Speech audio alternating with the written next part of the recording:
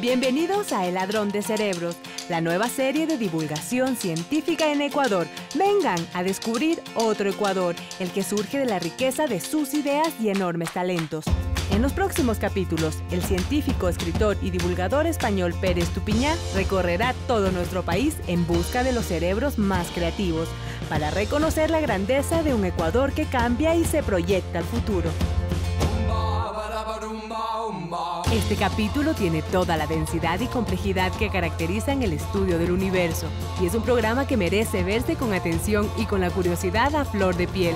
Un programa lleno de respuestas, pero sobre todo de preguntas. Pere Estupiñán, de la mano de dos grandes expertos, se acercará al universo desde dos perspectivas muy distintas pero igual de fascinantes.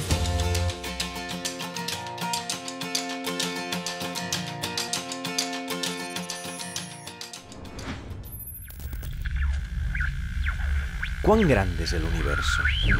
¿Cuántas estrellas hay? ¿Cómo se formó? ¿Habrá otros planetas como el nuestro? ¿Y seres vivos? ¿Por qué se mueven los astros? Son preguntas que desde el principio de la humanidad todos nuestros antepasados se han hecho cuando levantaban su mirada al cielo nocturno. Diferentes civilizaciones buscaron respuestas en la religión, la filosofía y también en la observación meticulosa de las estrellas.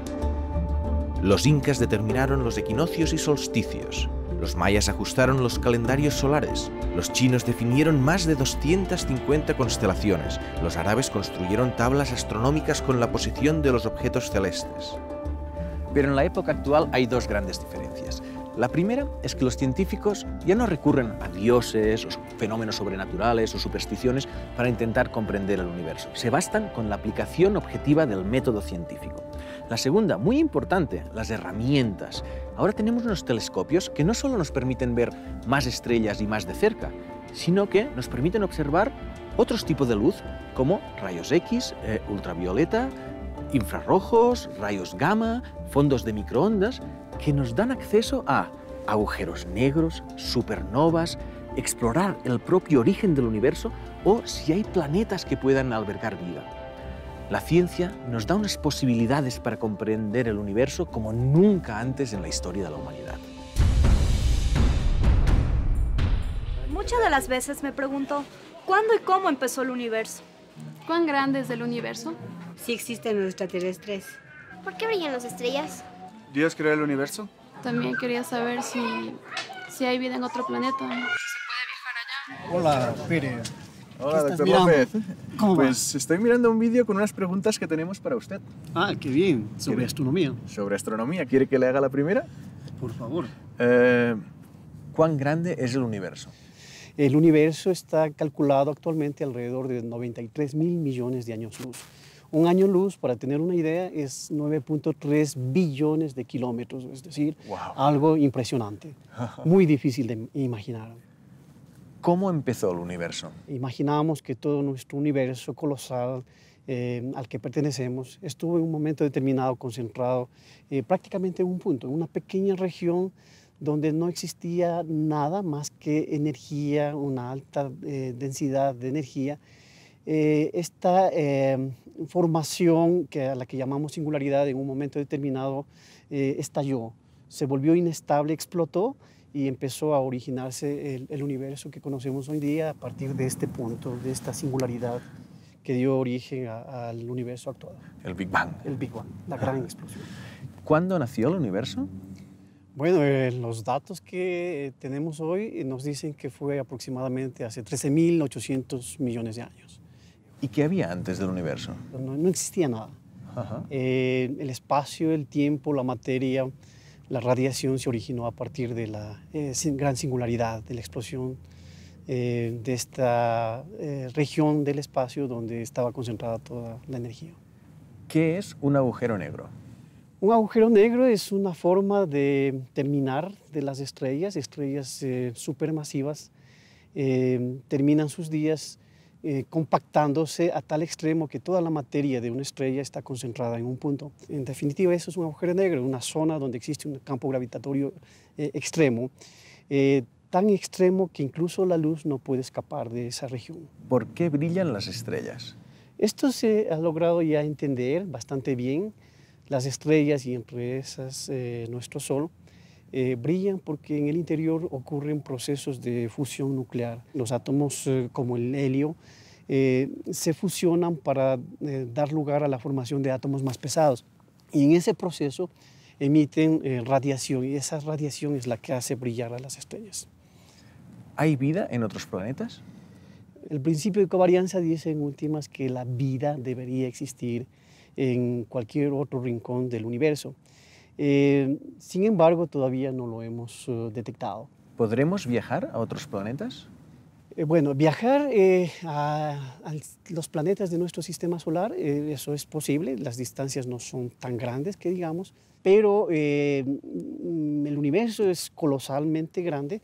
Es muy vasto, por eso es que viajar hacia otras estrellas y hacia otros planetas que están orbitando otras estrellas no tiene sentido. Las distancias son simplemente enormes y nosotros nos estamos moviendo a velocidades que no son significativas en comparación a la velocidad de la luz.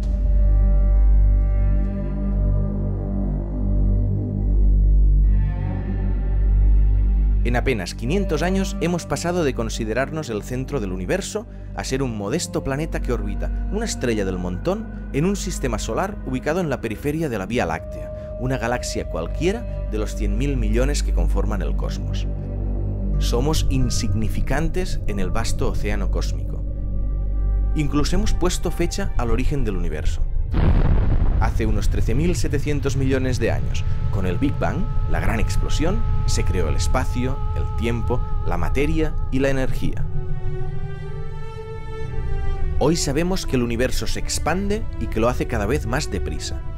Esto contradice la ley de la gravitación universal, según la cual los cuerpos celestes se atraen en proporción a su masa y su distancia. Es decir, que lejos de atraerse, hay algo que empuja a las galaxias a alejarse del centro del universo cada vez más y más deprisa.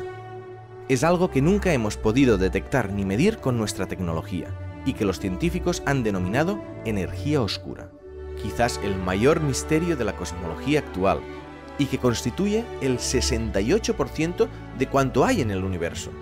Y no lo conocemos. Además, se estima que un 27% del universo corresponde a algo que tampoco hemos podido detectar, llamado materia oscura, que hace que las galaxias conserven su forma. Así, tras siglos de elaborar teorías, reunir evidencias y otear los rincones más remotos del espacio, resulta que solo conocemos un 5% del universo. Y dentro de este 5%, aún ignoramos si hay alguien más. Dado el inimaginable número de estrellas que hay en el cosmos, parece lógico que exista vida en otros planetas, por simple que ésta pueda ser. Hoy conocemos cerca de 2.000 planetas alrededor de otras estrellas, y de entre ellos algunos reúnen condiciones equiparables a las de la Tierra, aunque están a años luz de nosotros y es muy difícil, a esa distancia, dar con indicios de algún tipo de forma de vida. Pero hay esperanza. Nuestra tecnología mejora a diario y cada vez tenemos instrumentos más potentes y sofisticados que quizás puedan detectar algún signo de que ahí fuera vive alguien más. Cuando esto suceda, seremos testigos del mayor descubrimiento de la historia de la humanidad.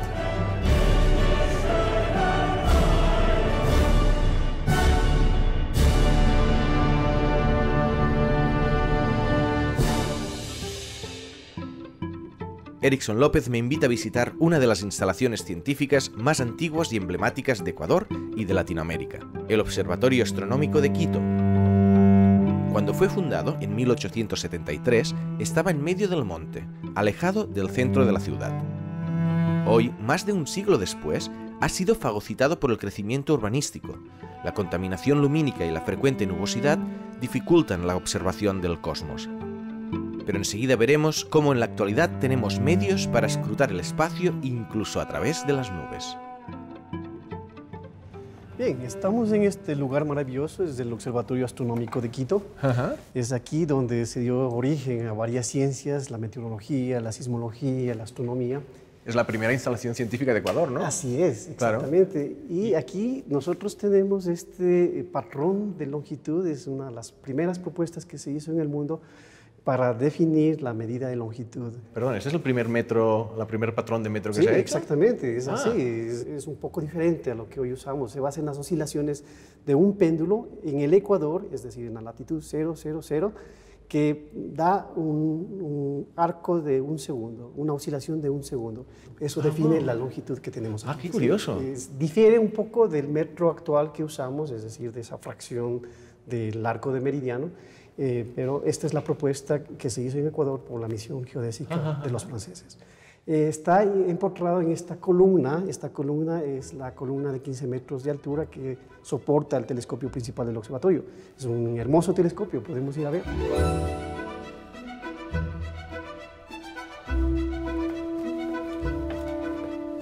¡Wow! ¡Qué bonito! Y ahora que pienso, ¿es verdad que el nombre de Ecuador del país se debe a que aquí se hicieron parte de los primeros experimentos que establecieron por dónde pasaba la línea ecuatorial de la Tierra? Los estudios geodésicos astronómicos que se realizaron en esta región por la primera misión geodésica ya en el siglo XVIII para determinar la verdadera forma de la Tierra, efectivamente dieron el nombre a nuestro país. Por eso se llama Ecuador, por el hecho de que se determinó que es la Tierra abultada en la zona ecuatorial, en el plano ecuatorial perpendicular al eje de rotación de la Tierra. Y cambió de nombre, el país en aquel entonces se llamaba la Real Audiencia de Quito y hoy se llama Ecuador por esa razón. O sea que Ecuador debe su nombre a la ciencia. Exactamente.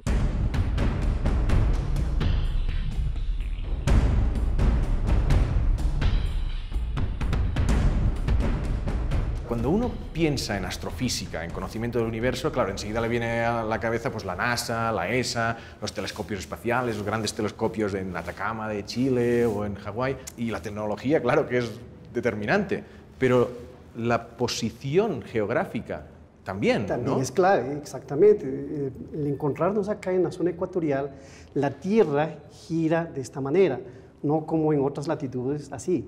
En el Ecuador la rotación es en este sentido y eso permite que nosotros podamos observar primero los dos hemisferios celestes a la vez y eso determina que se pueda mirar con los telescopios prácticamente todas las estrellas del firmamento, lo que no ocurre en otras latitudes geográficas.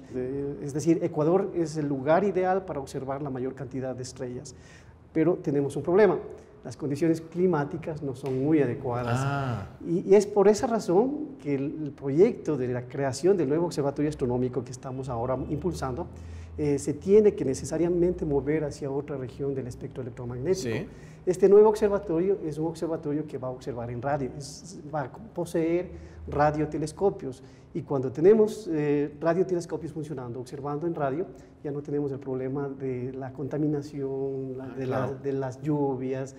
Hay ciertas regiones del espectro de frecuencias donde se puede observar sin ningún problema, aun cuando el cielo esté nublado.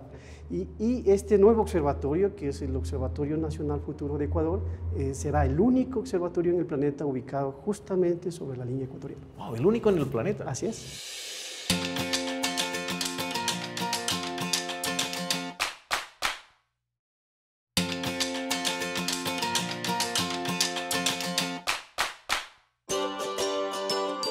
Acabamos de ver por qué Ecuador es un lugar privilegiado para el estudio del firmamento. Pero además, siglos atrás, en esta región ya se empezaron a realizar experimentos astronómicos de alta precisión, con medios bien sencillos y algo muy potente: la creatividad. De hecho, es muy bonito porque, a diferencia de otras ciencias, la humanidad desde siempre ha estado mirando al cielo y preguntándose. O sea, antes los antiguos no sabían lo que eran los genes, simplemente, pero las estrellas estaban allá. Así es. Y hablando un poco de historia, de la historia más antigua de Ecuador, incluso de los incas, ¿qué nos puede decir de la cosmovisión que tenían del universo? Bueno, como en todas las civilizaciones, siempre el ser humano se ha preocupado por saber qué hay más allá de nuestro planeta Tierra. En estas regiones habían civilizaciones bastante avanzadas que hicieron ciertos descubrimientos que hoy en día se han ratificado. Justamente en esta región de Quito estaban los quitus, los quitucaras.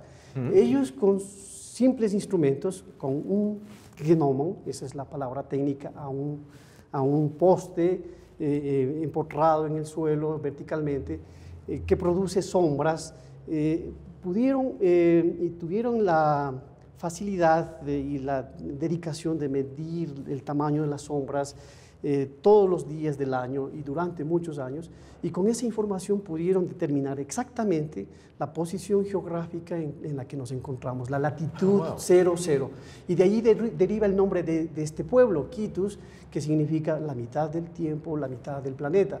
Y eso lo hicieron con estas herramientas rudimentarias. Pudieron conocer no solo la posición geográfica, sino también la ocurrencia de los solsticios, de los equinoccios, mucha información astronómica de estos personajes. Y acertaron en sus predicciones. Acertaron, exactamente. Sí. Claro, también es verdad que a veces no se acertó. Y yo creo que el caso más claro es que todavía está muy vigente la astrología. Sí, efectivamente. O sea, la astrología, si bien fue el origen de la astronomía, así es como esta nació, pero no es una ciencia. Está basada en supuestos, en supersticiones, en creencias que no son para nada verificables. La astronomía es diferente. La astronomía es una ciencia hecha y derecha, tiene detrás todos unos fundamentos científicos, una matemática, una física, es muy precisa en sus cálculos, lo cual no ocurre con la astrología.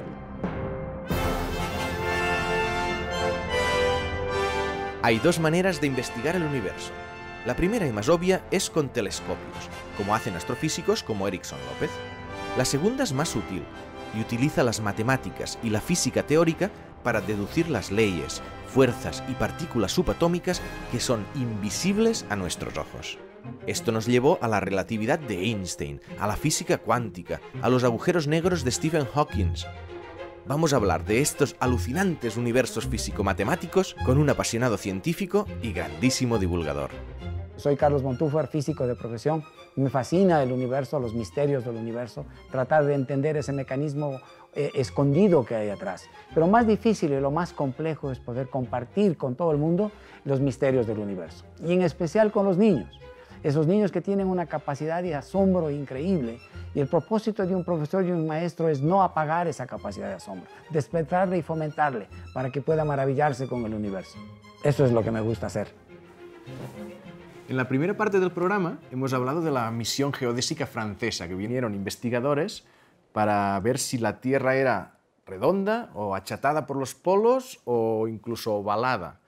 Y en algún sitio, esto que tú dices, que esto era realmente para poner a prueba si Newton tenía razón o no, incluso que tuvo muchas consecuencias para la ciencia mundial y hecha aquí en Ecuador, ¿no? Sí, fascinante. O sea, el tema de la misión geodésica para mí es un tema que me apasiona. Resulta que una misión hizo la medición en el norte, hacia el polo, y la otra vino acá para medir el meridiano de Arco aquí en Ecuador. Esa medición es algo espectacular, la historia que está atrás de eso, pero la medición lo comprueba en realidad que la Tierra tiene unos 21 kilómetros más en el Ecuador, lo cual comprueba que Newton está correcto y que en sí no estamos en el centro del universo. Paradigma número 1 que se rompe y de alguna manera aquí en el Ecuador fue apoyada. Y todos sabemos que cuando Darwin viene a América, trae sus narrativas personales en el Beagle, en el velero, en su velador. Y ahí sabemos que cuando pasa por Galápagos se inspira en el segundo cambio de paradigma más importante, que no solo no estamos en el centro del universo, sino que venimos de un proceso de evolución. Claro. Entonces, y eso se hizo en lo que es hoy día el territorio ecuatoriano, a través de un proceso de observación increíble, ¿no? En la primera parte del programa también hemos hablado de cómo comprender el universo desde la perspectiva de la astrofísica, es decir, de tener telescopios para ver la luz que nos llega de las estrellas, interpretarla y entender cómo es el universo. Y hay un montón de científicos que describen el universo sin mirarlo, solo con matemáticas. Esto es muy peculiar, ¿no? Sí, yo creo que ese es, por ejemplo, una de las grandes cosas que hizo Einstein, ¿no?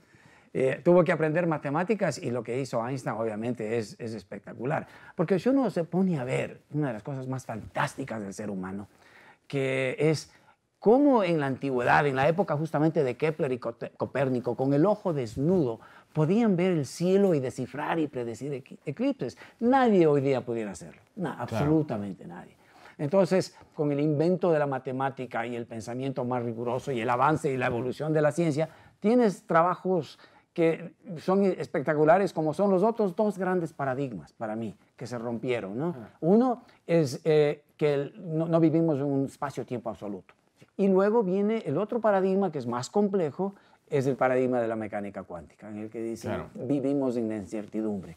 Y una ciencia y una mecánica cuántica que en realidad nadie entiende. Pero que funciona, funciona. Y que predice, predice re bien. Sí. Entonces, esos 4 paradigmas para mí en la ciencia son fundamentales, ¿no?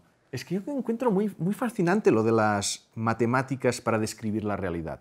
Es como describir la naturaleza gracias al poder de la mente, no solo gracias a lo que ven tus ojos, sino gracias al pensamiento, ¿no? Sí, aquí lo fabuloso es que se necesita varias cosas. Primero, un poder de observación muy agudo. Eso es fundamental, o sea, tener la capacidad de determinar patrones, ¿qué hay? Luego que tienes estos patrones, ver si hay una estructura oculta atrás, si hay una ley fundamental atrás. Eso es el proceso de la ciencia, eso es lo que hemos observado. Y a través de encontrar esta ley atrás, poder predecir qué más hay en otros lados. Porque estamos observando en un pedazo tan pequeño del universo, pero muy pequeño donde estamos nosotros, y sin embargo somos capaces de decir que hubo un Big Bang hace 13.700 millones de años. Es increíble, es increíble. Es como decía Feynman, es como si tú te pusieras en la tabla de ajedrez y solo vieras uno de los 64 cuadrados, lo que ocurre ahí. Y solo observando lo que ocurre en ese cuadrado tienes que determinar cuáles son las reglas del ajedrez. Claro, y los físicos lo estáis consiguiendo. Y eso es lo que se está consiguiendo con el modelo estándar. Y luego con un montón de otras cosas que están ocurriendo, porque no está la puerta cerrada. Hay el tema del universo que se expande aceleradamente. ¿Quién le está empujando? Claro. Esas fallas de la teoría de gravitación, que hay la materia oscura, la energía oscura. Y eso es el 95% del universo. O sea que es la mejor época para estudiar ciencias. Hablando de la exploración espacial, hay un dilema. O sea, estamos enviando robots a Marte. Y los robots son mucho más baratos y dan mucha más ciencia que enviar humanos a Marte. ¿Tú crees que merece la pena enviar, si tienes un presupuesto limitado, enviar humanos a explorar el espacio, a Marte o incluso en un futuro más allá? ¿O dices, no, oye, nos quedamos en este planeta y enviamos robots, creamos nuevos telescopios? ¿Qué estrategia seguirías tú? Mira, si uno ve a la exploración de la Luna, yo creo que fue crucial que vaya el hombre a la Luna. Sí. Fue crucial. Pero claro, hoy día se ha desarrollado la nanotecnología, la robótica, de tal manera que ya muchas veces tal vez no justifica en todas las misiones que vaya un ser humano. Eso es de seguro.